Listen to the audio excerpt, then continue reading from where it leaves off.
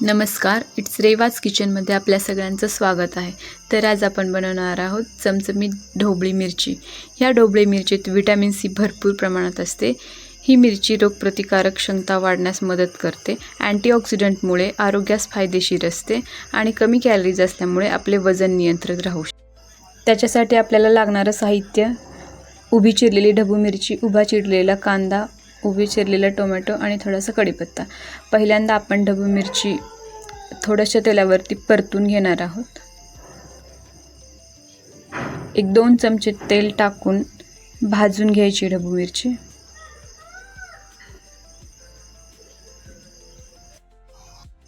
तीन ते 4 मिनिट परतल्यानंतर ढबू मिरची साईडला काढून घ्यायची आहे।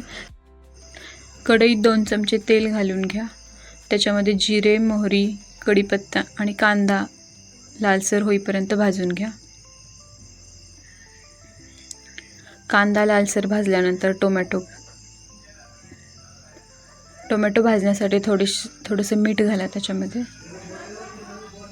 आणि गरम मसाला घालून व्यवस्थित परतून घ्या। चवीनुसार मीठ आणि तिखट घालून आणखी एकदा व्यवस्थित परतून घ्या।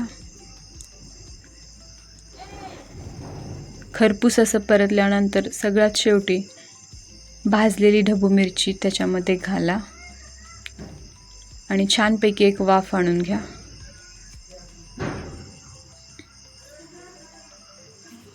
सगळ्यात शेवटी आपण इथं खोबरं घालत आहोत,